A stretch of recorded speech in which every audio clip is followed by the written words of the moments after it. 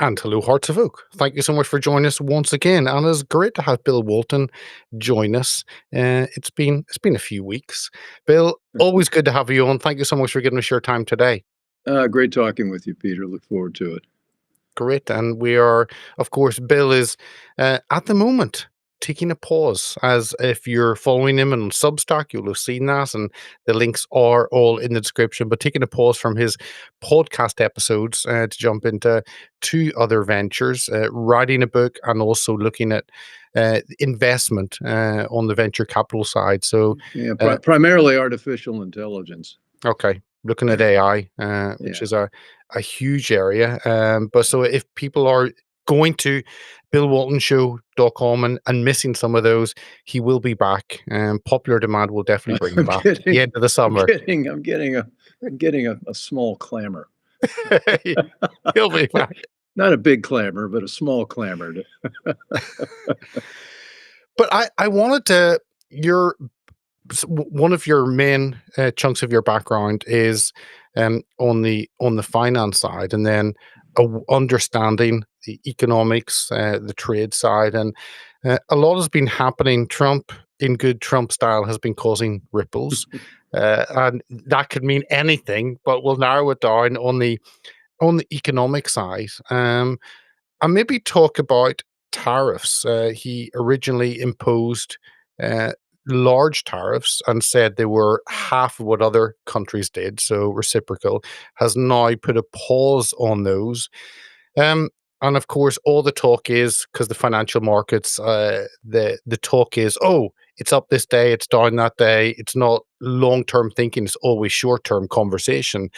But let us know your thoughts um, on those tariffs, and I also want to know your thoughts on actually what your thoughts are, maybe any insider dealing, because looking at the Dow, it had fallen down a lot, and then when that was announced, up again. Perfect buying opportunity if only you knew. And there's been some criticism of those who maybe have been in the know. But on the tariffs, this is a different conversation, a conversation that the world hasn't really had. How do you see this progressing? And do you think tariffs can really be a way of generating income for the US and therefore pulling back on other taxes? Boy, that's a big question. Let me.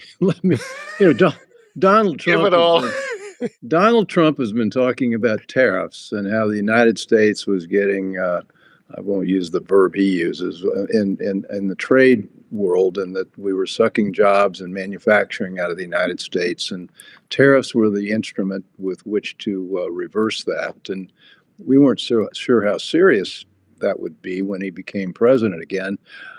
Turns out he's very serious. He announced Independence Day. What was that? April 2nd. He didn't want April 1st because that was April Fool's Day, and he wasn't fooling. And what's happened is he announced all sorts of different types of tariffs, and then he ended up with settling on one tariff for most countries in the world and a separate one for China, which started out at 125%, and now I think it's at 145. Who's counting? It's a big number, and it's effectively shut down a lot of Chinese imports into the United States already, and had a big change and caused a lot of change in supply chains between here in the United States and all parts in between. Now, stepping back, let's talk about what I think Trump's getting right. I mean, he's got his big, beautiful bill, which is, I think, going to be a quite good one on taxes. And he wants to keep the lower tax rates that he had in the earlier term in place, plus add a few more on. I think he wants to eliminate tax on, what is it, tips, overtime, and Social Security. And oh yeah, since I'm getting Social Security, I really I really like that one.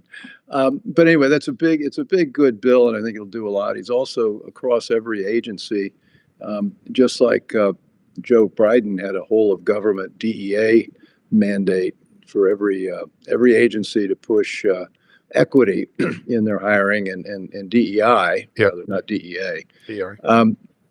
He's reversed all that. He said that all that's shutting down, and he has shut it down. And in addition to that regime, he's also has most of the agencies working with on regulatory relief, And of course, the Doge has been working its processes, and I think it's unfair. It's been unfairly maligned simply because Elon Musk is getting in things that the deep state does not want to be gotten into. So you're hearing a lot from the mainstream media and the establishment about how terrible this is. But in fact, they talk about 165 million billion of savings. I think the number's a lot bigger than that. Than they just don't want to pull it out right now. And then so tax, regulatory, and the big one is energy. And Chris Wright in the Energy Department and Doug Burgum in Department of Interior, we're unleashing the fossil fuel industry, and also not Doug, but Chris Wright at Energy is very interested in nuclear, and so am I, and so should we all. I mean, particularly now, the technology has completely changed from what it was 40, 50 years ago when those huge reactors were being built, and there's much. Those were safe, and these are even safer, and they're much more economical, and they make a lot of sense, and so they're pushing that. So those are all the things I feel he's getting right. The tariff thing, we don't know. I mean, those of us that were brought up to be free traders, and I was in that camp, the Austrian school. Tariffs were verboten. You're supposed to let comparative advantage work in every country, make what it makes best, and everybody would be better off. Well, that only works if everybody's playing by the same rules, and that has not been the case. I mean, China's been the most egregious offender, protecting its internal markets, borrowing and stealing intellectual property, and then, of course, just flat out tariffs on selling into China. And and also they've manipulated the World Trade Organization to bring everything into its favor, using its most favored, using its developing country status. And China's far from a developing country at this point. So those wrongs needed to be righted. And of course, Europe, you all had a few large tariffs on automobiles and some other things like that. And Donald likes to say, well, if you're in Paris and you're looking at the window, you never see a Cadillac.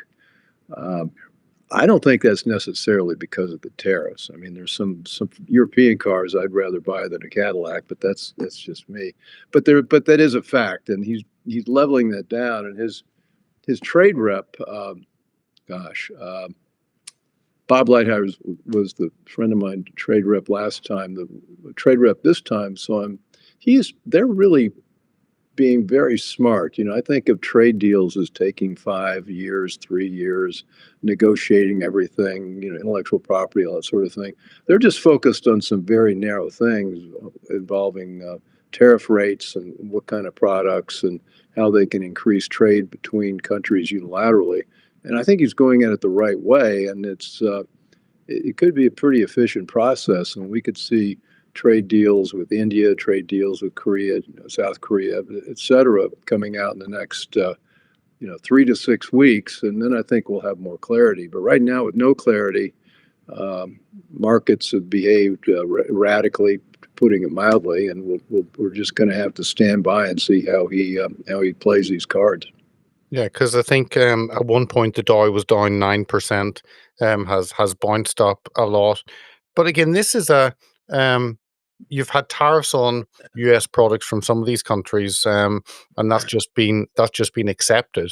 But this is changing the conversation. I mean, I know the UK are desperate for a trade deal, and to remove some of those tariffs.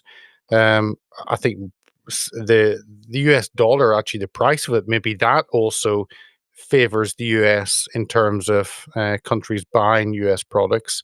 And I guess no one has had a conversation about this. The discussion that actually 100 years ago, this is how it worked. It doesn't work today. I would rather actually taxes worked on trade tariffs and on, I mean, you could tax financial transactions, and then scrap income tax completely. Capital gains tax, scrap that. That's where I would like, but I don't know if it's radical enough to do that. But at least the conversation is there, where you get your money from. Well, but the United States is the only country in the world right now that seems to be going through this radical rethinking of how it wants to do business. I don't see the EU um, thinking about things in that way. I don't see the UK thinking about things in that way. I don't think there's a comfort level. You're still sort of ruled by the elite there, and they don't want to change much, and they like the regime. And so it'll be interesting to see how they play out negotiating with Trump. Yeah, all those things are good things, but I don't see that happening. I mean, maybe we could be surprised, but it would be a surprise. I think no, the radical is not a term used for the European Union, and certainly not for the UK.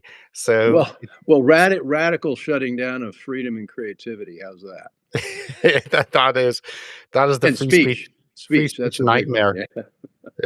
that we have, no complete.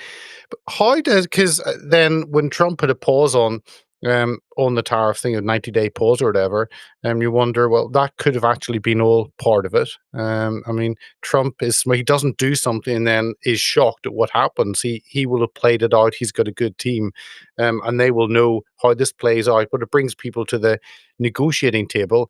And you're right, the European Union, the UK are forced to have a conversation as opposed to it's not because they want to, but they have to because the US is Yeah. such a huge player. Yeah. Well, do you think they'll respond? I mean, I guess you're right. They have to because that the trade matters. So it'll be fascinating to see the terms of the deals as they emerge. It will. I think because having a pro-US government in Hungary with Orban and a pro-US government in terms of Meloni in Italy, I think then that puts a little bit of pressure on the EU, and uh, it doesn't have its say any longer for deciding things centrally. Actually, those countries are going to say, "Excuse me, but how does this work for us?" So Yeah. I think there will be a conversation. Well, there will be. But Jameson, that's the name of Jameson.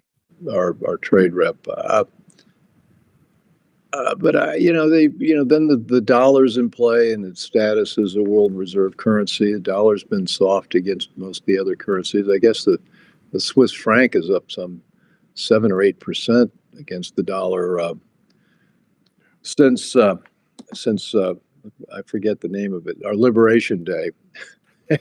And A month ago. so that's another thing. It's going to favor U.S. manufacturers and exporters that they're able to have the cheaper dollar helps them sell, and so that's an edge, and that may play into the negotiations, make people eager to come to the table. But the bottom line is that everybody benefits if we can trade freely with each other, and really, if countries can do the things they do best and sell that and everybody plays by the same rules doing that, the whole world gets more prosperous. It's only when somebody throws a spanner into the mechanism and tries to get an edge, you get too many people trying to get an edge, and the whole thing, comes a cropper. How do you think this will work on? And I'll talk about energy in a little bit. I want to pick that up, but how do you think this works on companies actually relocating to the US? Trump tried to push this made in America in his first term. His first term wasn't as hard hitting, and as this term has been maybe a surprise win, this has been planned for 4 years.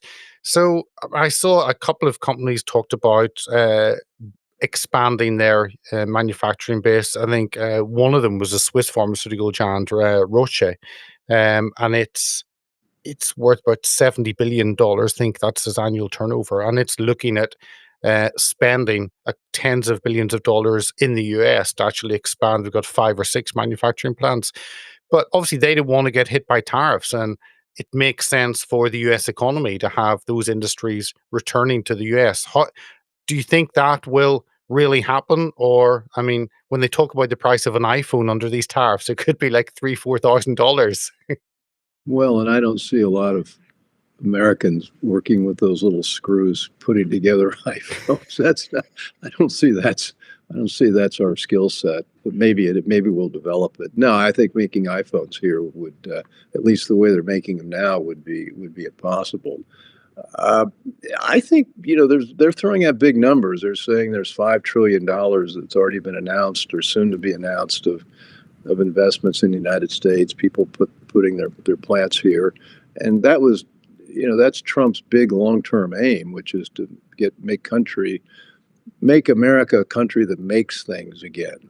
I mean, we design things and we export dollars, but we don't really make things. And we saw during the meltdown or during the lockdowns with COVID, extreme supply chain vulnerabilities in medical supplies and drugs and really everything that the country would need to stand alone.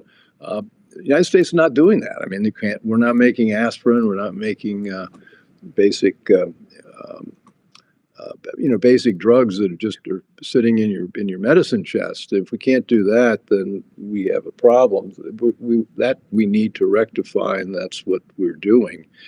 That'll take time. It's not going to happen in the first quarter, and it may not even happen this year. But if you look at the first quarter GDP numbers, they were off modestly, but there's so much noise you can't really tell what's happening. There was a big capital investment number in there. I think it was 19-20%, which was much higher than it's been in recent years. And so you're seeing it's showing up.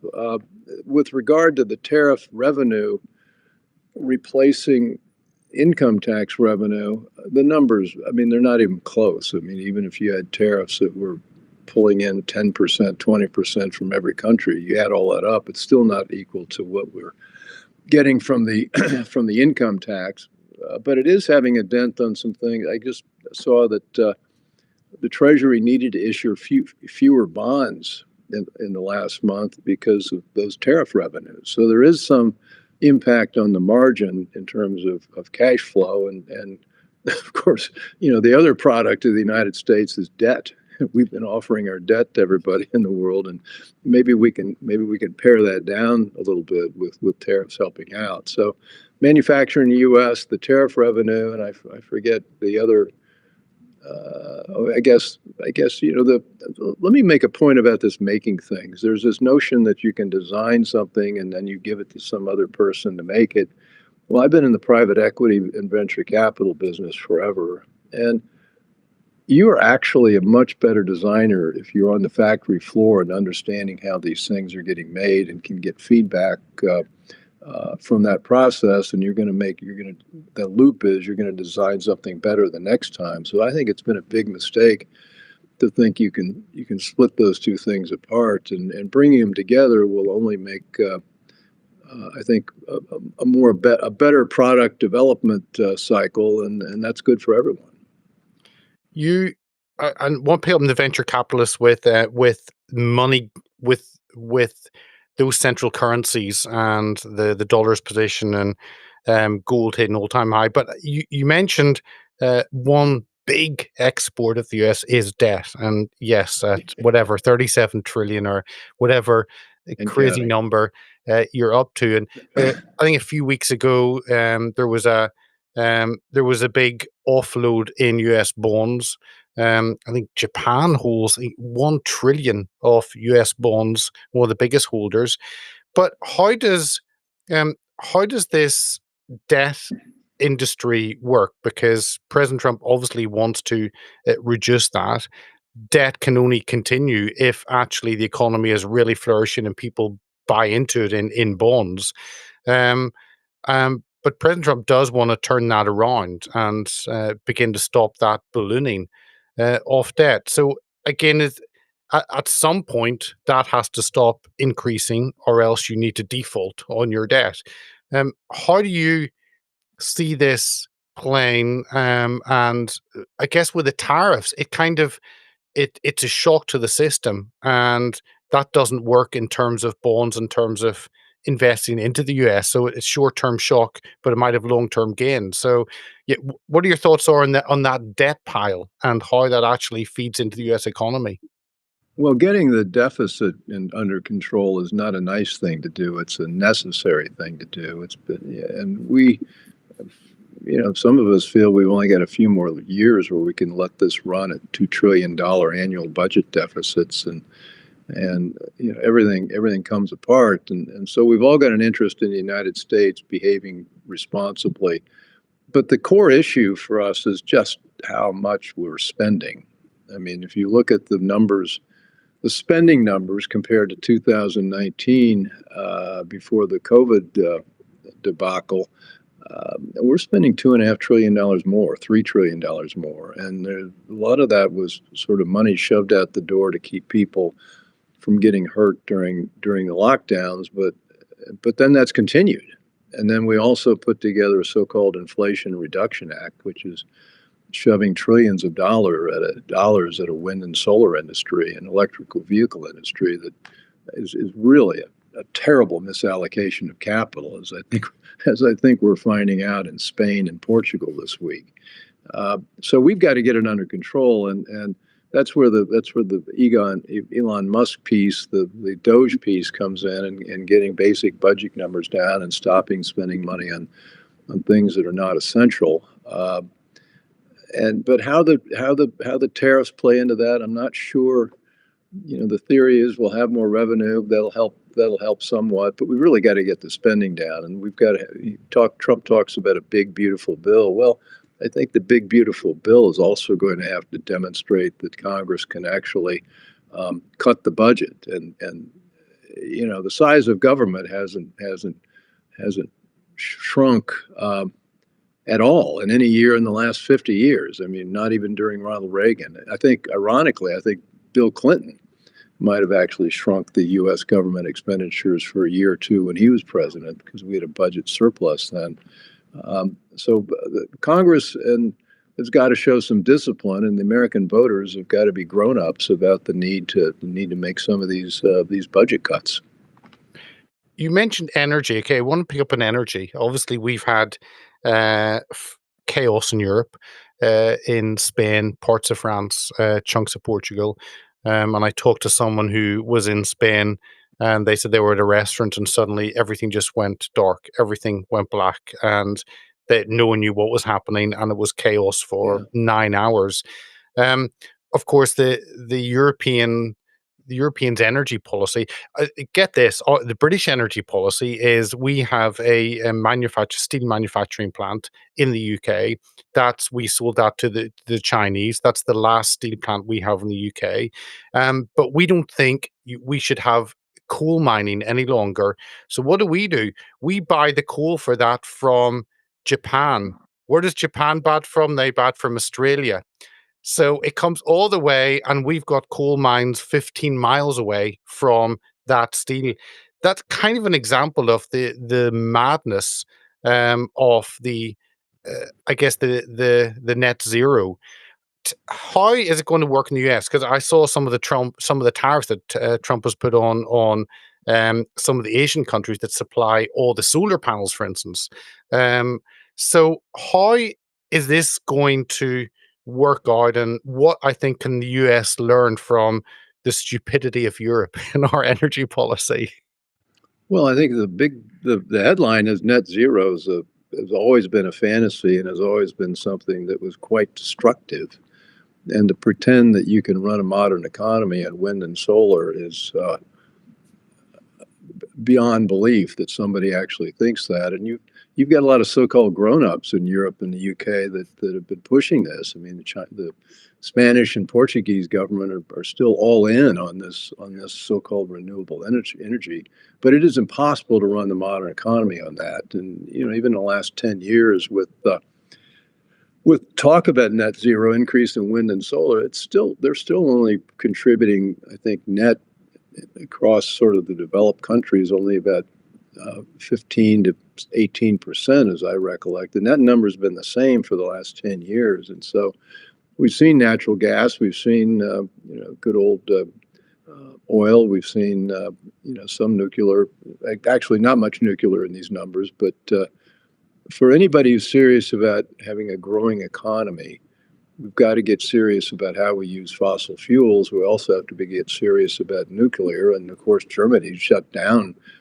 a couple of its nuclear plants, and coal needs to be redeemed, because if you look at what has happened with how coal is used in making electricity, it's actually burning quite cleanly, and burning in a way that people who are worried about CO2 ought to recognize puts it into a different category. So we've got all these mistaken notions in people's minds, and unfortunately, we've got policymakers with a lot of bad ideas about how energy really works. And hopefully, the Spain Portugal blackout will wake people up.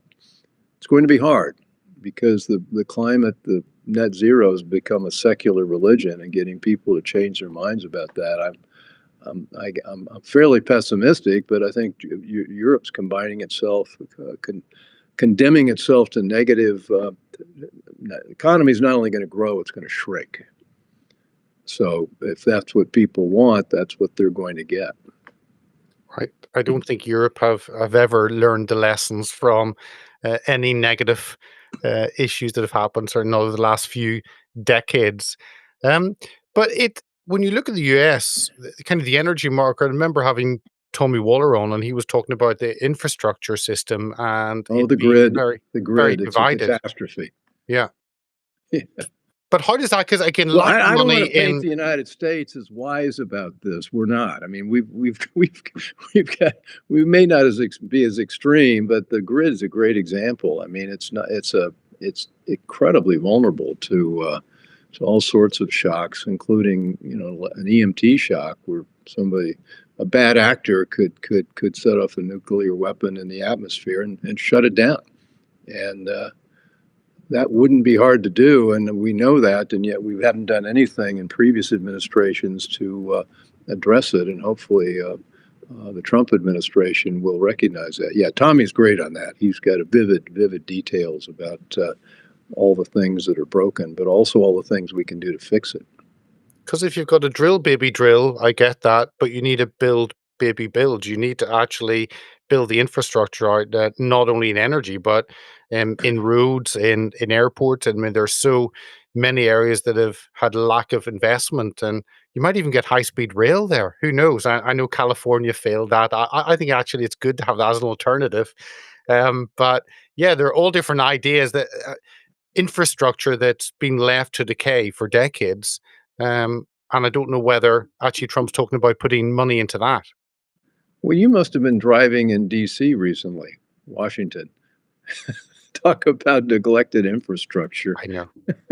I You know. can't, it's our streets are an embarrassment. Yeah, we haven't been spending money on it, and and we should, and we could, but we just have to put that as a priority, and it takes political leadership to do that. And my hope is that Trump will get his way through this tariff issue and end up with some successes, which will give him a lot of credibility to advocate infrastructure and allocate some capital to that spending in the U.S. And perhaps other countries will take example there. I think just before we went, you talked about the economy. I think the figure I saw this morning was U.S. economy shrunk by 0.3%, and of course it's Trump's fault. That's the media line. Just like the price of eggs may have been higher over a week, it's his fault. Um, but how, when you look at the move to where people put their wealth, and the US dollar has traditionally been the place where people put their money. But then you look at the price of gold at an all-time high. Then you look at the whole crypto market and the deregulation happening there. How do you see? Because again, if the store of wealth is not in the dollar, then that takes America's influence away. But people are looking for other things, and I guess it's around the issue of debt. That the higher debt you have in the central bank, then the less the money is actually worth. So, how do you see the kind of flight to gold, to crypto, to other ways of people storing their wealth? Well, first, let me put a warning label. I'm not in the investment advisory business. No. This is entertainment only, not investment Okay, advice. for purely speculative. My answer may surprise you. I think the most interesting area to invest is Southeast Asia, the area that I guess if you drop a pin on the map and where southern China intersects with Vietnam or in that area there, if you take it out of radius, and there's a word term for this that somebody gave it, take it out 2,500 miles, you capture one half of the world's population in that area. And those economies are advancing, and they're not paying a bit of attention to the net zero and all the other environmental things that are holding Europe back. And not just that, but I think they've got in many cases, their population is growing more rapidly, and there's a lot of economic dynamics. Singapore obviously has been a leader forever, but the other countries are also showing some dynamism, and Vietnam. And so I think there's an interesting investment opportunity there because that's based on fundamentals. That's that we talk about the stock market. Well, the stock market can be just an hysterical uh, old man or old woman or whatever it wants to be. It goes up and down, and but it doesn't. Buffett said it's in the short term it's a voting machine, in the long term it's a weighing machine. And so fundamentally, I'm looking for economic growth in Asia. Um, Interestingly, maybe not so much China, because I think Xi has done a really good job knocking down a lot of the free market initiatives in China, and they're moving back to more of the good old totalitarian Soviet type state. And so I don't see China growing all that much economically, but the rest of the countries, yeah. And with crypto, who knows? We're now got a crypto czar in the White House, David Sachs, and we're trying to legitimize that. I'm not sure. I mean, crypto is not based on anything more than people's faith that it's worth something, and there's nothing underlying it. I guess in some sense, I think that gold is still the bedrock for where you'd want to keep your savings and your capital. And gold, is near. I don't know where it is now, but it's been at near an all-time high, and I've been a happy owner of some gold, and that I see continuing. How high it goes, we don't know. And the other ones you mentioned, so many of these things depend on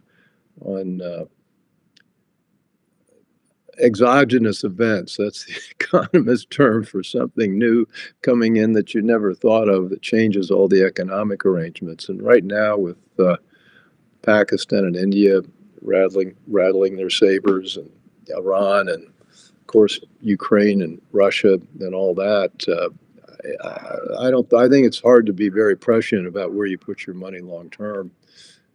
I wouldn't put it in a mattress. I mean, inflation's going to kill you with just holding cash. So find someplace useful to put it, like gold or like income producing securities. Just to fit, and you mentioned the stock market going up and down, reminds me of what Steve Bannon says: "Get the signal, not the noise," and people focus on the noise instead of. Yeah. I think that is quite key. You mentioned China. Maybe finish on that. How you see that develop with the. It seems though China and the US are in a trade war, much more than any other country, and that has implications because it's the first and second largest economies. It's also probably the two countries with the two largest debts of anyone else. I think that's the reason why the Chinese economy has slowed down. But how does that work? I mean, we've seen some of the I guess Chinese punishing US companies like Tesla, and that's really hit their share price. And it's a tit for tat even against Nvidia, the computer company that makes chips, and that's been hit, and that's a huge company. So how do you kind of see that? Trump wants to do a deal. Will it, do you think, develop into a relationship, or is this who's looking to be top dog, and therefore that damages that relationship? Well, I see you have to decide whether China wants to be an economic actor or whether China wants to be a world power in all other ways, and has plans for China to be ruling a lot more of the world than it is even right now. And so if you look at Xi and you look at the Politburo and the way they're behaving, they're not acting like economic actors. with Ding, was it 25, 30 years ago, he brought the economy in. Was it make money, I can't remember, making socialism in the capitalist way. What was the phrase? I forget. Anyway, they unleashed entrepreneurship. There are lots of billionaires in China because of that. But Xi's cracked down all that. He's not running the country as if he's an economic actor. So therefore, I don't know how rational they're going to be in making trade deals with Trump, who I think is an entirely economic actor. And I don't think Trump has any slightly territorial designs on anything. He just wants to make money and make United States rich, which I think is a noble aim.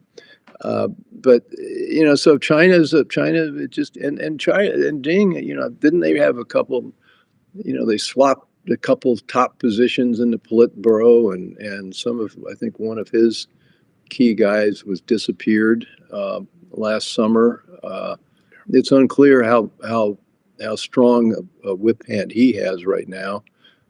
That's either good in that maybe he'll be replaced by somebody who sees more as having an economic relationship as the most the way to make everybody healthier and happier, or whether he's going to be replaced by one of these wolf warriors. There are a lot of people in China who are very aggressive about the need for China to be preeminent, and they're still talking about their century of humiliation, and they want that's the drug wars, the opium wars with Britain in the 19th century. I don't know, and it's pretty opaque. I don't think most of us from the West can see where it's going to go, but it's very dangerous right now. And so actually, let me finish off on a different one, Tori, on A, because you mentioned AI, and I know that's certainly one of your key focuses at the moment. And the issue with Nvidia chip maker, I mean, it's worth what, over 2 trillion, possibly the largest company by capitalization, possibly. Yes, only got, I think, revenue of like 12 billion or 14 billion. That's weird capitalism confusion, but. No, but just like again, you need computer chips to drive the AI industry. And I remember watching a video of an AI server farm, and huge, and the power involved and the cooling needed, and yet the world has relied on Taiwan maybe to actually supply that. And Nvidia is a huge player, but again, the whole tariff issue. But you want that in your own market. You don't want to rely, if AI is the future, of getting it from the other side of the world. So how do you see that play out, especially with your interest currently on the AI side? Well, I think the head of NVIDIA just announced a big investment, big plant in the United States, and so they're recognizing they need to. It's not just investing in the United States; it's maybe just not having all your eggs in Taiwan. I mean, what is it? Taiwan's semiconductor manufacturing company is the world's most dominant chip maker, and it's in Taiwan. And I can make a case that China would be completely irrational to try to take over Taiwan in a military fashion, because it's not going. Nobody's going to win, and we're going to end up with a catastrophe in our semiconductor industry that would hurt not just the rest of the world, but also China itself. So the idea that, and also I've understood that their military is not quite ready. They're building lots of ships, and they've done some other things. So I think we may have a window of 3 to 5 years where we can make Taiwan less important in terms of manufacturing semiconductors. And I think TSMC is also beginning to develop a couple of plants here in the United States. So I think we all see where this could end badly, and we're trying to reallocate capital and in manufacturing and design capabilities someplace else, diversify, which is always a good idea in business. Bill, it's always good to chat, especially because I think we focus often on the culture war and reclaiming some of those values in the culture. But actually, MAGA doesn't mean anything if you don't make America manufacture again, or make America financially independent again, and away from that debt. So there's a lot happening. Well, we didn't talk about the culture war, but in my view, my humble view, um, one of the biggest thing that Trump has done is banishing DEI Yeah. from the federal government and from contractors with the federal government, and having that reach out to universities. This notion of equity has been a terrible uh, blow against the meritocracy that the United States has always been. And you want to be able to pick people based on their ability to do the job and not based on their identity. And by getting rid of that, that's cultural, but it also has a tremendous economic effect. And I won't go into the companies who are very aggressive in DEI, who've shown some real, that are really faltering, I think, possibly because of that. So that's a huge one. I think the culture wars are just as important as the economic, if not more important, because that's our humanity, and I think being coming out of a competitive Wall Street environment, I think meritocracy it benefits everybody. No, one of the DEI, the benefits of scrapping that, I think, was Pete Hegseth the other day talking about recruitment in the military and where the US was in terms of 75% of individuals not being eligible because of health issues and because of the DEI side, and now changing that. So I saw, I think yesterday he was announcing that with Trump in the Oval Office, changes on that and how to build the military out and make the US military a powerful, feared force Well, once again for good. that's also Bobby Kennedy's uh, assignment, because he, you know, United States, we haven't been producing any kids, any 18-year-olds that are really ready to be in the military. They're not physically fit. They have drug problems. They have emotional problems. We've done a lousy job with our human capital, and that's one of the reasons. It wasn't just DEI, but that was really the biggest reason I think we were not able to meet our recruiting goals. Again, that's a longer term fix, but that's also got to be on the list. Yeah, but that's part of Maha. But yeah, 100 days in, I'm enjoying the ride Oh, as me someone too. looking from the outside in. You're actually in the roller coaster there in the US. I'm in there. Yeah, I know a lot of the people doing all the work, which is they're good.